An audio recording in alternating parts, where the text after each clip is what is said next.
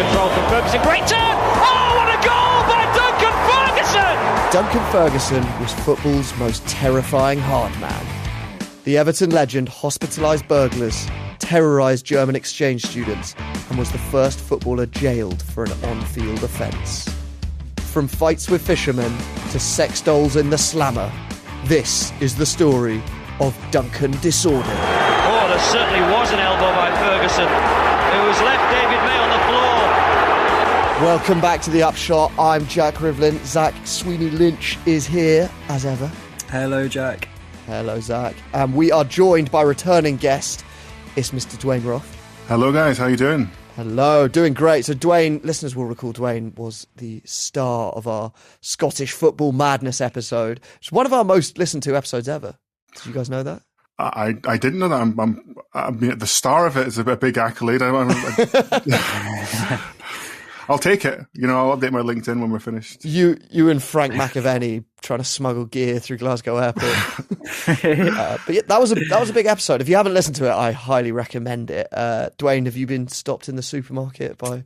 I've not been stopped yet. I hold out hope. This episode will be my breakthrough, I think. Yeah. You've not had the wheel nuts on your car loosened by livid old firm fans. Well, I have, but not because of that podcast. I don't think. Obviously, we're talking Duncan Ferguson today. We talked about him a bit on that episode, some highlights, but we're going full life story here, and what a story it is, guys. Because I think the thing with Duncan Ferguson that's interesting is obviously it's tempting to view him as a bit of a violent head case, but there's also some real charm. Yeah, I don't know. I mean, there's so many stories in this episode of him being a bit of a bastard, really, like quite violent.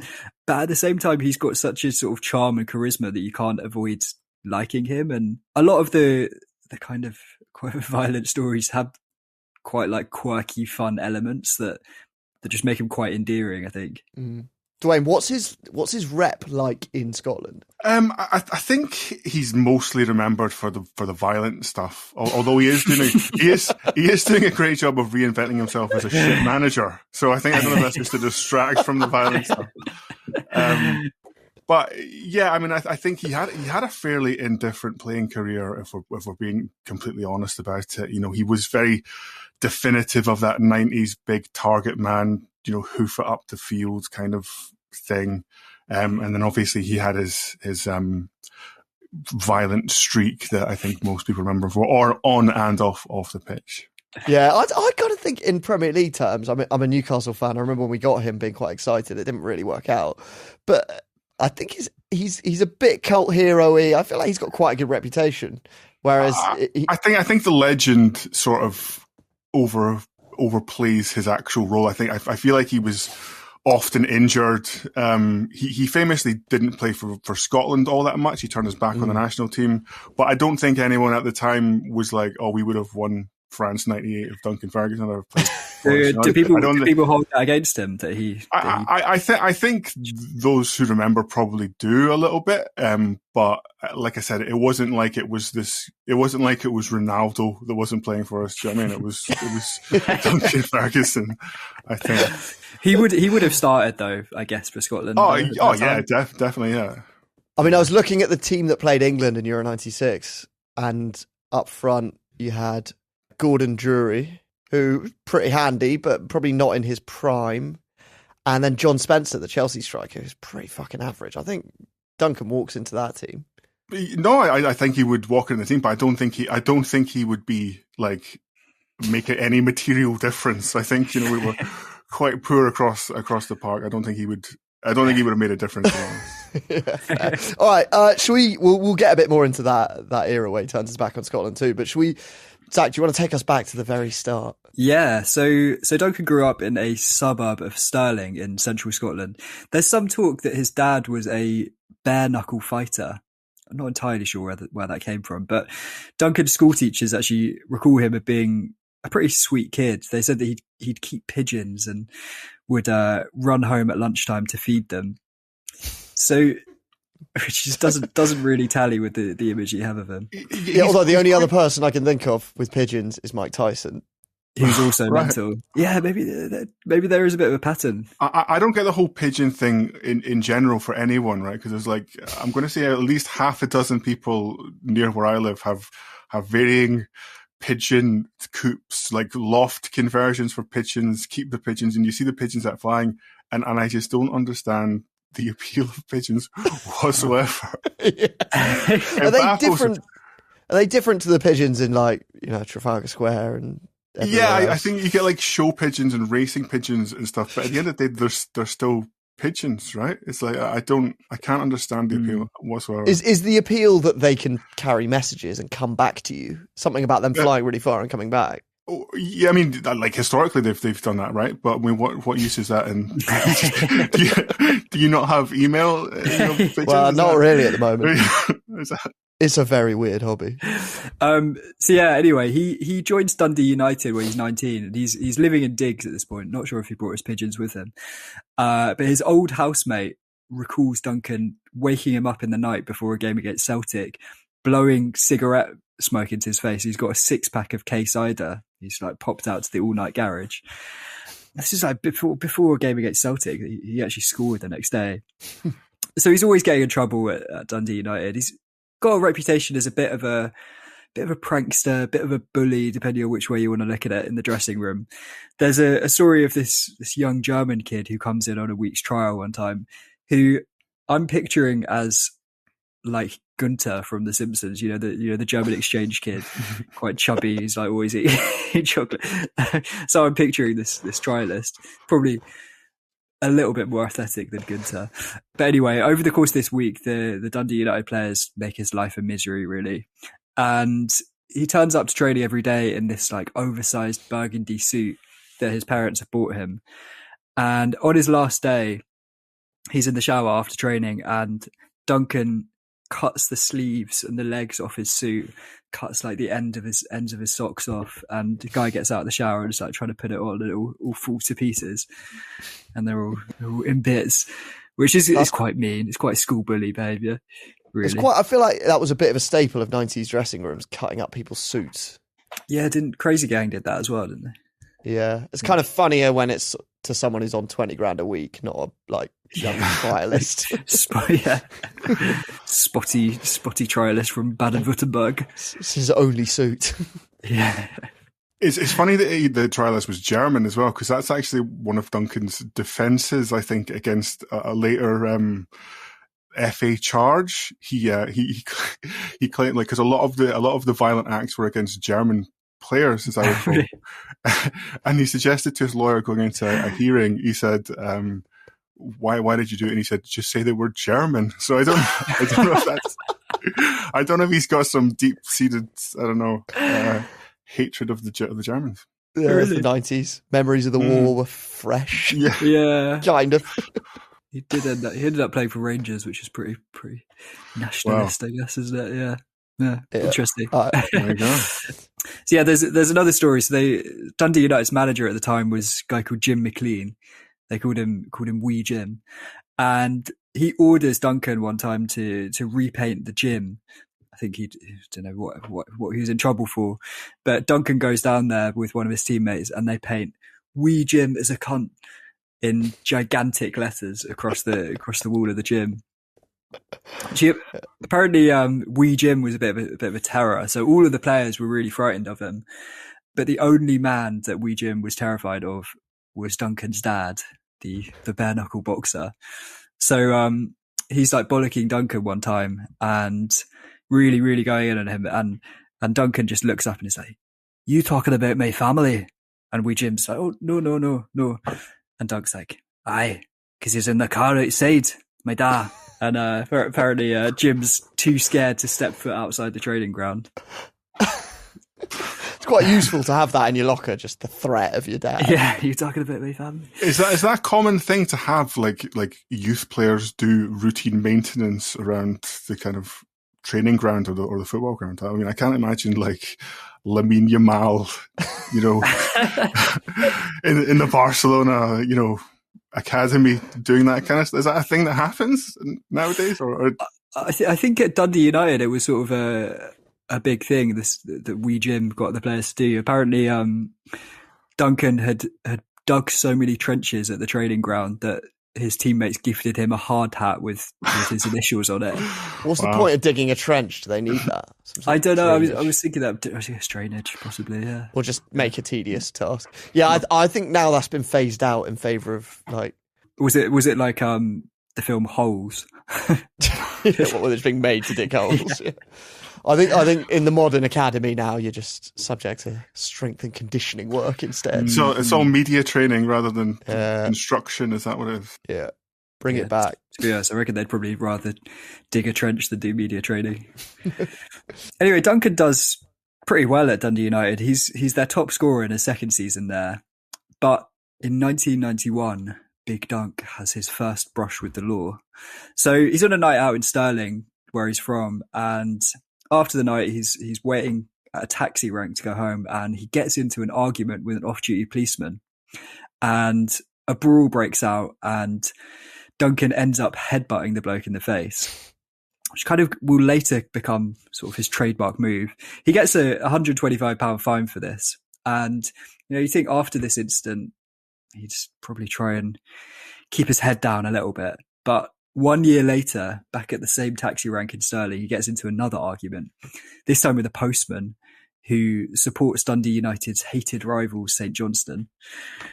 So actually that day, Ferguson had been sent off against St Johnstone. You guessed it, he'd elbowed somebody in the face and been sent off for violent conduct. So this postman, who was also a teenager actually, was like winding him up about this. Duncan's girlfriend accuses the postman of jumping the taxi queue. He calls her a trollop, and it all kicks off. So the guys are actually on crutches, which doesn't look good in Duncan's defence. But Duncan punches him in the face, kicks him while he's on the ground, and ends up in court, where Duncan tells the judge, "I do it again," which I'm no lawyer, but I think that's probably not the smartest answer to give. And he ends up being slapped with another fine, £200 this time. It seems very out of character, simply because if the guy's on crutches, then surely it's easier to headbutt him than it would be to punch him, right? Yeah, true. Yeah. So I'm surprised he missed that opportunity. Yeah, it's not a good look beating someone up who's on crutches, really. Yeah, nor is calling someone a trollop. True. In Duncan's defence. Or jumping the queue in the queue. Yeah, worst of all. Yeah. That's real talk. That's the real offence here, yeah. Yeah. Anyway, it's not long before Duncan's "I do it again" premonition comes true. So in 1992, Duncan walks into a pub in the tiny fisherman's village of Anstruther. And this is like a real locals pub, the kind of place that you walk in and everyone's head turns and they're just eyeballing you as you walk across the room. Doesn't help that Duncan's wearing a dangly earring on one ear, a flower behind the other, sunglasses, and a long silk glove up to his elbow. So he's in there with one of the leaders of the Dundee United Supporters Club. They had a derby the following day against Dundee. Duncan was actually injured for this game, but the manager, Wee Jim, had asked this guy from the Supporters Club to take Duncan out and just take him out somewhere that he's not going to get in trouble. So this guy was like, great, I'll take him to this like quaint little pub in a fishing village. There'll be no trouble there. And there was. So one of the fishermen starts winding Duncan up about his earring, and eventually a fight breaks out. So there's like glasses being thrown, window gets broken.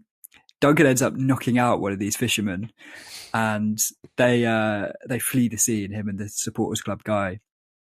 And police end up turning up outside his house at 5 a.m. to arrest him. And so he's back in court again for that. Interestingly, while he was in court, he pleaded guilty to assault, but denied wearing the earring. So, I was wondering, what is the outfit? What is the outfit? What's a silk glove? Is that what women at like ball gown dresses wear in like the deep south? Yeah, it's quite like Victorian, isn't it? Yeah, or like a Cinderella-y. So there's that. There's a flower behind the ear, and then there's a dangly earring. Dangly earring. It's just expressing himself, just being the real Duncan for once. Yeah, maybe this was his Dennis Rodman era. Possibly where the similarities end. That's a few similarities. Yeah. Nice. Also, his list of foes so far is a policeman, a postman, and a fisherman. Yeah, it's lives in fucking Balamory, I think. Yeah, the butcher, baker, and candlestick maker are gonna get it any minute now. Yeah. So he gets he ends up getting a year's probation for that because it's his third assault. So the judge says that if he commits another offence, then he's going down. So he's on thin ice. And despite that and his quite clearly questionable temperament, Rangers fork out $4 million for him in 1993. So this is a British transfer fee record at the time. They broke the record Man United had just set for Roy Keane. They'd paid 3.75 mil. So it's a massive transfer. It doesn't quite work out for him, does it? Like, you think this is his big moment. Suddenly he's at one of the biggest clubs in Scotland. But he only spends one season there, and he really struggles for Rangers. Struggles to score. He's not really starting. Some of his teammates from the time say that he was a very boisterous young lad who was like eager to be playing every match, and he'd obviously gone from being the big fish in the small pond, and suddenly he's just like another member of the squad, and I think he found that quite hard. But that season at Rangers is remembered for one moment of madness. In April 1994, Duncan gets a rare start against Wraith Rovers at Ibrox, and he has a pretty good game. He actually goes on to score his first goal for Rangers in it, but the match will forever be remembered for what happens when he gets in a tussle for the ball near the corner flag with Jock McStay, the Wraith Rovers defender. And the whistle goes just to stop these guys like scrapping with each other. And as it goes, Duncan swings round and headbutts Jock. We'll link to it in the show notes. Tellingly, the most significant moment of Ferguson's Rangers career didn't come in open play. This headbutt on Wraith Rovers defender John McStay. Funnily enough, the referee doesn't actually see it, so Duncan doesn't even get booked. It's a genuine headbutt. Obviously, that's his calling card. But although the ref doesn't see it, obviously it has been broadcast live on television, and that's not to mention the 40,000 witnesses in the stands. And the police actually decide to press charges over it, which, I don't know, I guess it's as much about his history as it is about the headbutt itself. I guess it depends on what side of the old firm divide you sit, right? As with many things in that context, you know, if you're a Rangers supporter, then, you know, Jock McStay, cousin of Paul McStay, Celtic captain, uncle captain Celtic, did he go down quite easily? Probably, yeah. I mean, you say it was an obvious headbutt. It was quite more like a lunge than a like full butt, I think. But he wasn't. Sounds like you're on Big Dunk's side. Well, I'm providing a balance here, right? If you support Celtic, fast forward 30 seconds for the other version of it. So I guess that. But he went down easily, but I don't think he meant for it to be like a sort of crime thing, and he didn't press charges. It was literally just because of the previous offences and the fact that he was still on probation. I think that they decided to do that. And back in the sort of early mid-90s, Scottish football as well, you know, wanted to make an example of these kind of things. There was the breach of the peace charge for Frank McAvenny, and was it Terry Butcher a few years before that, about just having a kind of zero tolerance approach for violence at football. And I think that it probably just was a combination of those things. I was reading that, so the following week, Wraith Rovers were playing Kilmarnock, I think it was, and 45 minutes before kickoff, Jock McStay was called out of the dressing room, and it was the police asking him to testify against Duncan Ferguson or to get a statement or whatever about the assault, which apparently the manager was just like, fuck off. Like, I'm trying to give my team talk. Like, do you have to do this 45 minutes before kickoff? But yeah, like you said, I don't think he was never the one that actually wanted to press charges. It was. But isn't he quite resentful about it? I'm sure I read that he said it ruined his career. Jock McStay. Yeah, he ended up not getting his contract renewed at Wraith Rovers, I think. And Jimmy Nicholl, who was the Wraith Rovers manager, was a former Rangers player, and then I think he kind of fell down the leagues a little bit.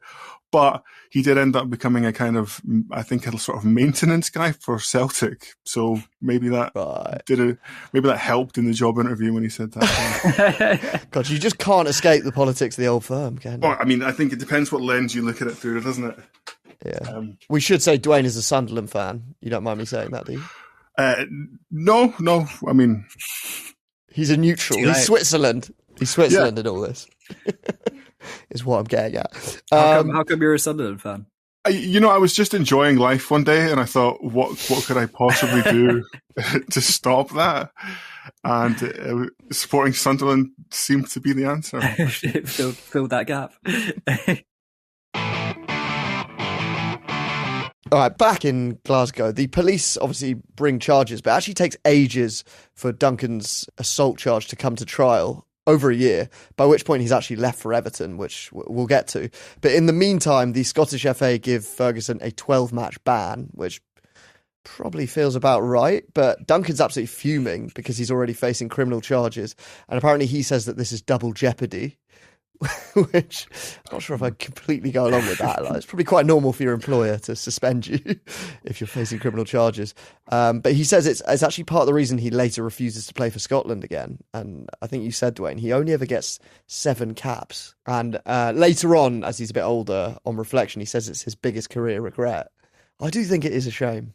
Yeah, I mean, I think he had so much potential, and I think some of those early Scotland matches, I think that incident did turn people off him as well. So he probably would have got a lot more shit, because he did play for Scotland after that and after the FA ban, I think. But he would have got a lot of shit for it. And do you really want to be going to the Faroe Islands on a Wednesday night, in November for Scotland to just get shit? Probably not. That was quite a good Scottish team that era. No, Colin Hendry, Gary McAllister. I mean, it was better than it is now. Or since. But I think that's the thing about Ferguson. We talk about him like that, but he is like Scotland's leading Premiership goal scorer. Yeah. Right? But you think about what came before him, like your sort of Dalglish's and your, Charlie Nicholas's and stuff like that. And it kind of, was he good of the time for Scotland? Yes, probably. But that's more of a reflection of Scotland, I think, than Duncan Ferguson. Anyway, I guess Rangers agreed because they got rid of him after the headbutt and sent him on loan to Everton, who he joined in October 1994, which is obviously before transfer windows era, so you could just sign mid-season. He joins an Everton side who are doing terribly. They're bottom of the league, and he struggles at first, and the fans don't really take to him. It's this new striker who arrives with this controversial image, and he's not really scoring. And there are these rumours that he's basically just partying at the hotel that he's living in Liverpool. And he doesn't do that reputation any favours when the Merseyside derby approaches. And 2 nights before the big game against Liverpool, Duncan decides to hit the town. He heads out. He drinks 5 bottles of wine on a night out, that is quite a fucking lot, isn't it? That's respectable. Anyway, having drunk 5 bottles of wine, he then decides to try and drive back to his hotel with a girl he's met. However, the police spot him trying to drive through the no entry signs into a bus garage, and they arrest him. Do you think that was a deliberate, do you think he was thinking this is a good spot for shagging? Or he's just blind drunk? Yeah. Anyway, so the police stop him, pull him over, breathalyze him. He's over the limit, so he's arrested. But just as they're cuffing him, he manages to slip this girl his hotel key and says, "Wait for me." So anyway, he spends the night in the slammer. They eventually release him at 6 a.m. and he heads straight back to his hotel room and shags the girl. Impressive. Nice. A romantic tale for the ages. Yeah, she's just there waiting, I guess. She's just been up all night. Yeah. Hopefully he's sobered up a little bit by the time he gets back as well. Yeah. Anyway, 2 days later, he's playing Liverpool, and this is obviously, it being a Merseyside derby, it's pretty fiery, and he has these several clashes with Neil Ruddock, and at that point he kind of comes alive. He scores one, he sets up another, and guides Everton to this win, which means that he's finally won over the fans, and that night he's out partying with all of them. He's their new hero, and actually from that point he really turns Everton's season around. So he signs on a permanent deal a couple of months later. They avoid relegation, and amazingly they end up winning the FA Cup in a campaign in which they only concede 1 goal. So I guess that is kind of his proudest moment of his club career, and what a way to do it. And obviously Duncan's on cloud 9. He moves into a brand new house on a road called Flash Lane, where he spends 20 grand installing a pigeon loft. I love how that's like the first, people are like, if you won the lottery, what's the first thing you do? And he's like, pigeon loft.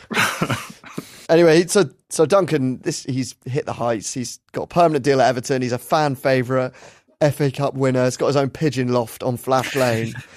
But things are about to come crashing down, aren't they, Zach? They certainly are. So that very same month, Duncan is dragged back up to Scotland. The tortoise-like cogs of the Glaswegian justice system have finally turned, and he is facing trial for the headbutt on Jock McStay.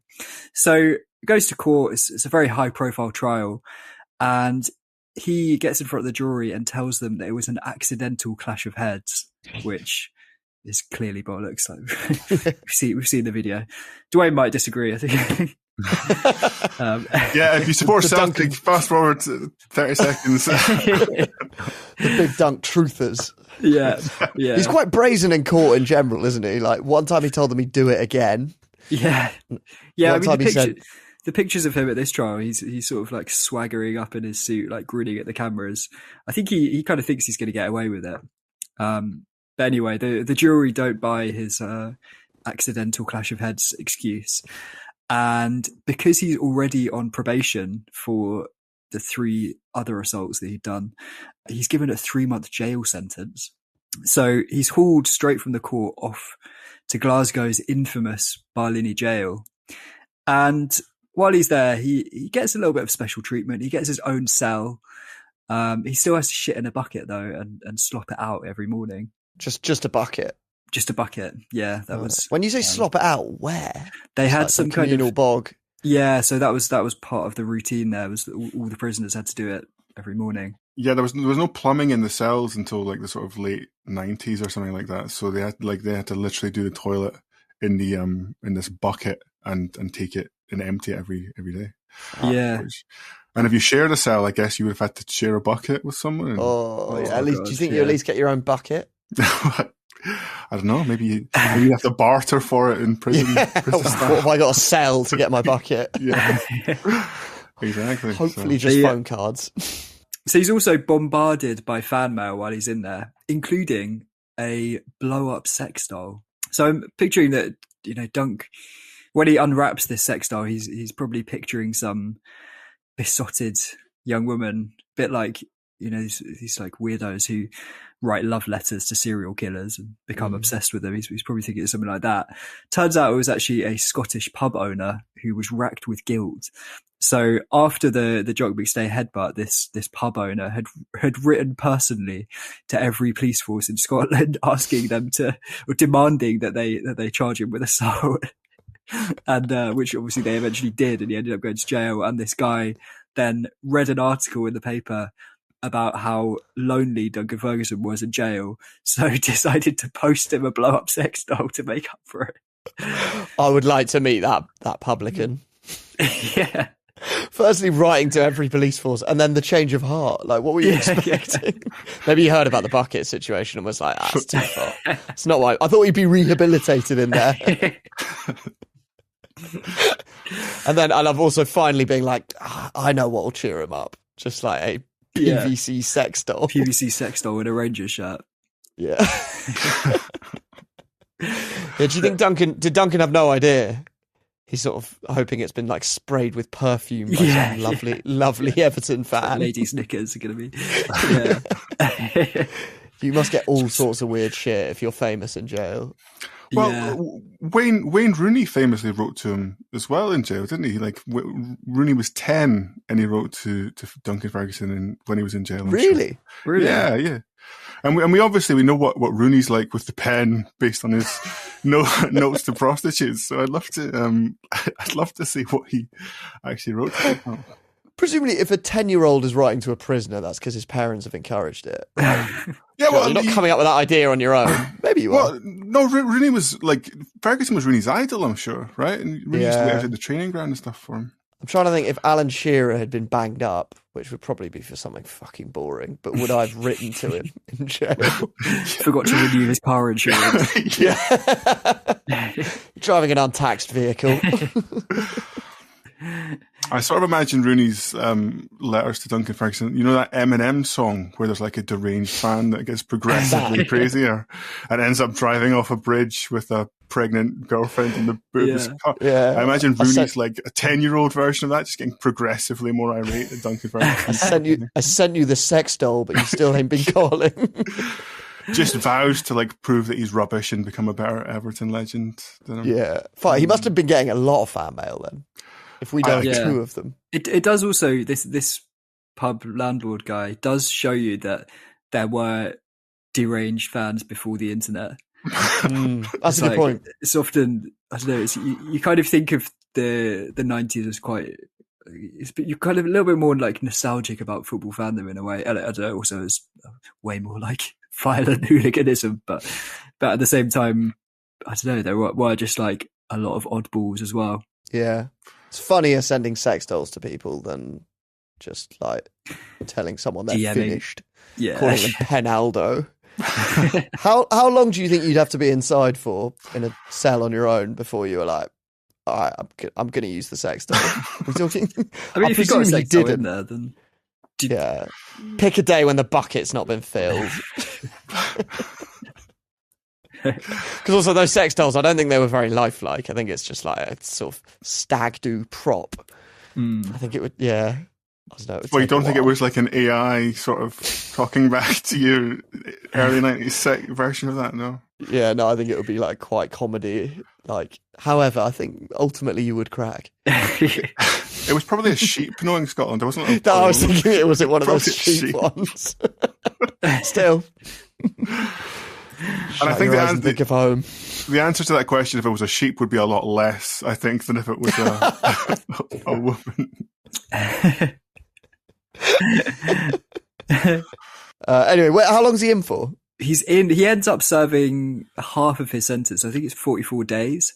And yeah, he does like a bit of, gets to do a bit of light training while he's in there.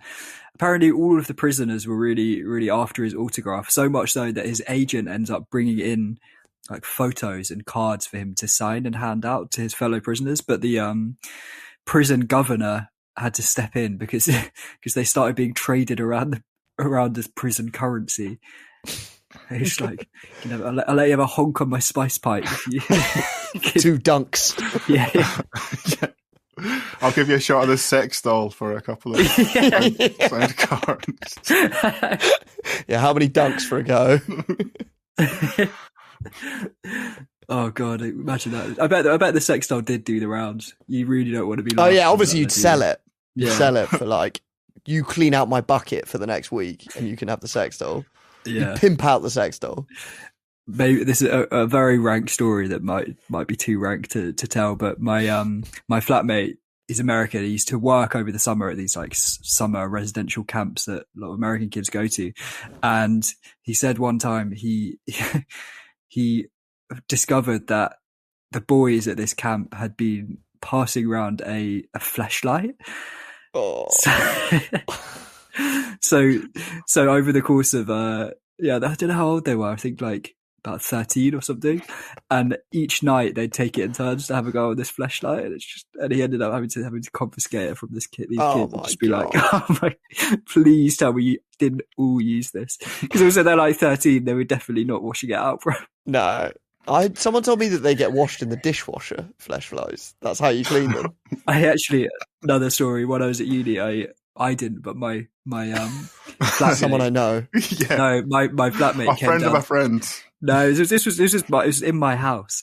My flatmate came down quite late in the night one time, and our other flatmate was in the kitchen. The microwave was on. He's like, "What have you got in the microwave?" And then the thing pinged, and he had his flashlight in the microwave warming it up. He was just like, "Mate, what the fuck are you? This is where I warm up my food." Is that what you're supposed to do with them? Are you meant to warm them up? I don't know if it was his trick, but so horrible. I'm just now thinking back on all the like leftover pasta that I've warmed up in that microwave. The secret ingredients. So, you slopped it out every day, so it was fine. Yes.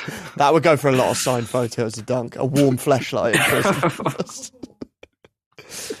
Use code UPSHOT20 on fleshlight.com. Oh my God, that is fucking horrible. So also, horrible. if you confiscated it from some boys at camp and then someone found it among your possessions, you'd be like, no, I confiscated it. Yeah. Wonder how the pecking order's determined of who gets to use it first. Yeah, I don't know. I have a friend who now denies this, but there is a story that he sold his fleshlight to his younger brother, which I was thinking was particularly rank. Right. Okay, let's get back to Berlin jail. Yeah, right. When's he getting out? Yeah. So yeah, he's released after 44 days, and he's in decent shape because they've been letting him train, and he goes back to Everton where he becomes a stalwart of the team really over the next few years. He's known for his goals, but also for his mental attacks on opponents. He also has a great record against Liverpool, so plays 7 Merseyside derbies in the 90s and never loses. Mad. So it's a bit of a surprise in 1998 when Everton sell him to Newcastle for 8 million. Duncan really doesn't want to go. The Everton manager as well doesn't want him to leave, but he ends up going. It's money talks, I guess. Never really works out for him at Newcastle though, and Everton end up buying him back 2 years later for 3.75 million. So good business for them. Yeah, he was quite injury plagued at Newcastle. It started really well, and then I think was he signed as a bit of Shearer cover when Shearer had that season he was out? I don't know. No, it never really seemed to work out. So just on the Newcastle transfer, I heard that he was sold to Newcastle because the Everton chairman at the time had launched this venture of like trying to reinvent a chip. He like came out with this new like microwavable chip technology or something like that. Well, he just needed the cash. They cost him like millions of pounds, and then he's like, "Okay, how do I get that?" And I'll sell Duncan Ferguson to Newcastle. Who was the owner? Was it Ken Wright? No, it was. I can't remember. But he owned like that Christmas hamper company. You know that would like. You know, you pay over throughout the year for like a Christmas hamper, and then you get like this luxury food hamper at the end of Christmas. Is it just filled with oven chips? It'd be a bit of a disappointment. No, microwavable. Microwave, chip. yeah. Okay. So Did that ever take off microwave chips? I mean, I just remember I just read something about it, like, and I don't think it became anything. But he hadn't done any research, or he'd committed to building this like full plant to produce these chips, and then wasn't able to sell them or something like that. So yeah. Worse things have been put in microwaves, to be fair. True. That's amazing. That sounds like a pretty bad idea, to be honest. Everything you put in a microwave comes out soggy, but maybe this is the new technology. Soggy. I remember microwave chips being a thing around that time.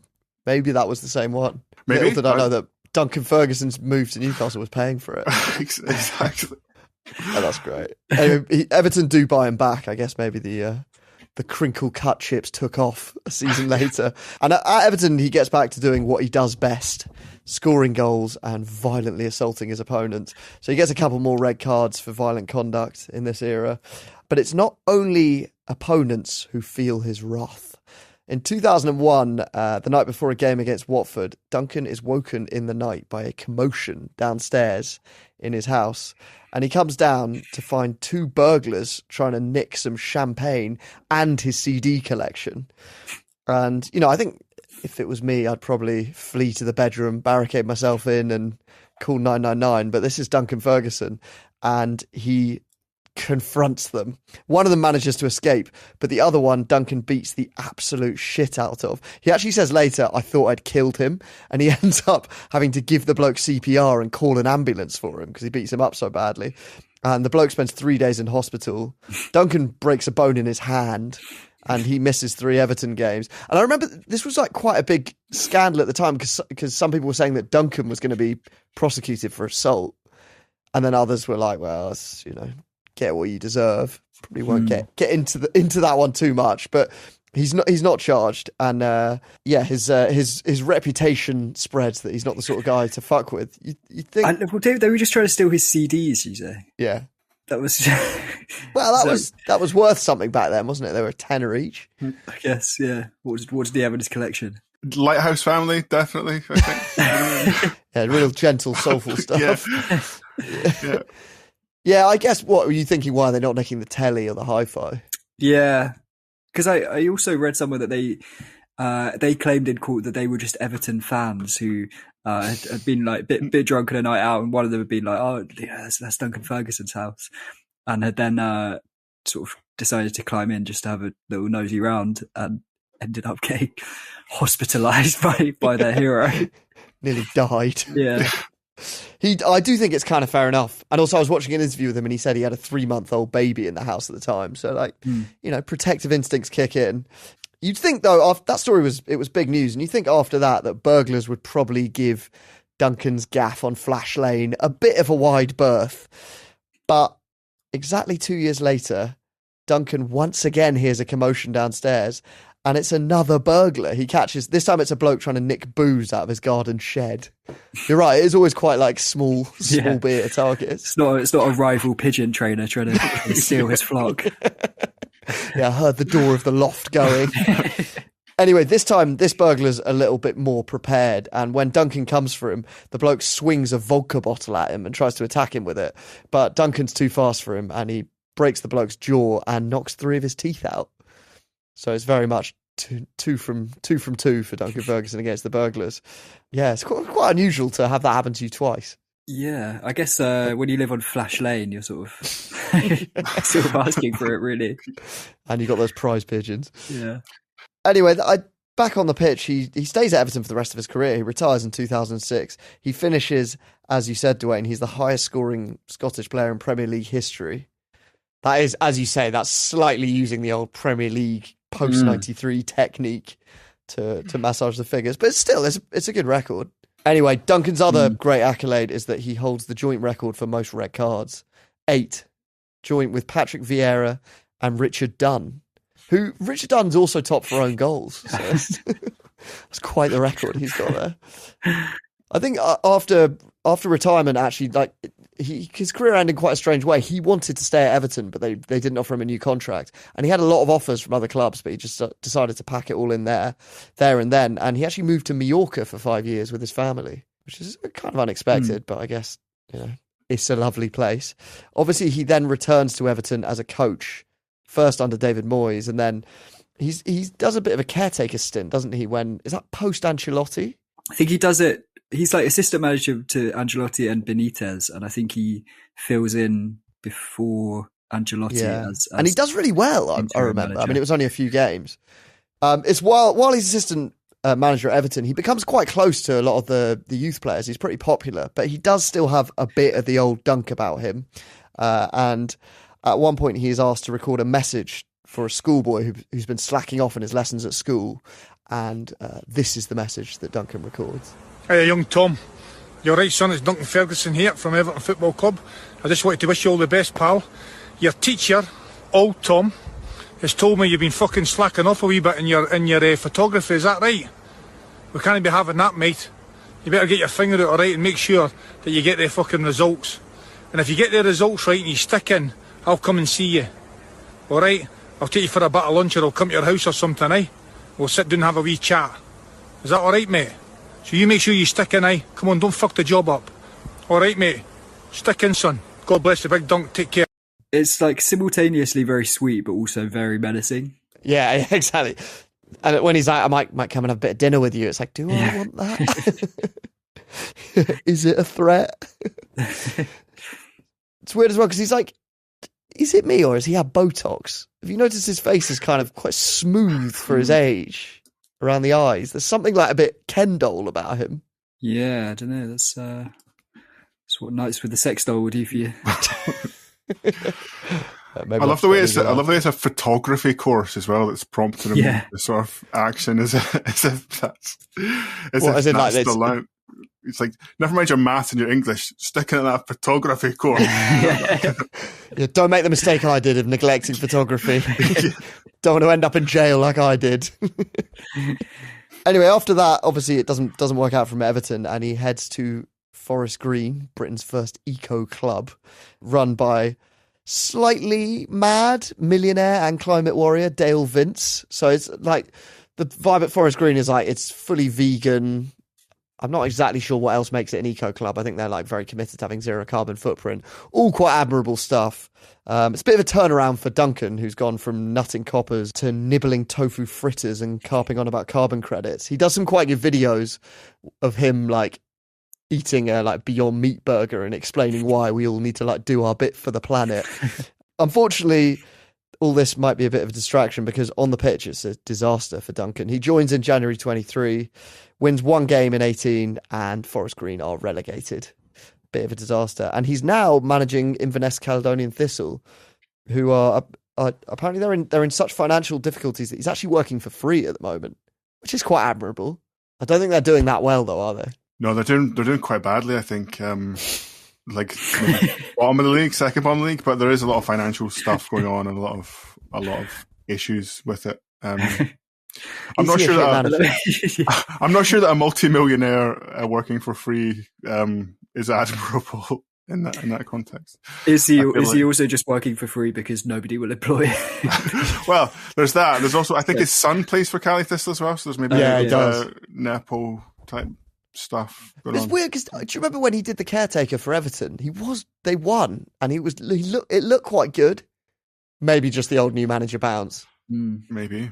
Is that the reverse Nepo baby? Is he the Nepo daddy of his son? He's got the job as manager because his son's playing in midfield. Well, he signed him, I think, didn't he? So okay. It's maybe a joint thing. Did he sign him from Forest Green? I was not at Newcastle. I thought it was in Newcastle. Oh, maybe, yeah. I don't know. Yeah, Newcastle. Yeah, I sort of had higher hopes for his management. But I think it's always tempting to assume that hard men make good managers. Yeah, I feel like at Forest Green, it was you can't have the sort of vegan burger and also be a nutter at the same time. Whereas, like, I feel like at Cali Thistle, you would still like you'd be threatening, right? You'd still want to play for him, I think, in that context. But maybe he's just not very good at it. I don't know. No shame in it. It's hard. I mean, that's where we're at. Obviously, I have higher hopes for him. I dream of him one day taking the reins at least Dundee United. I think he could come good. Maybe Everton one day, the big dream. Where do you guys, how do you sort of view him on the wrong-un scale? Is he a wrong-un, or is he basically a good guy who's just a bit overexcited as a youth? I feel like I'm in a corner here because I've been apologising for him. I think he's like obviously a bit crazy, right? I think he's obviously like got that violent streak in him. I think when you said hard man there, I think we sort of have to put in the context of like football hard men are like, you know, like when you think of your Vieiras and your Roy Keanes, who would have played through any kind of pain, who were committed to winning, that kind of hard man mentality.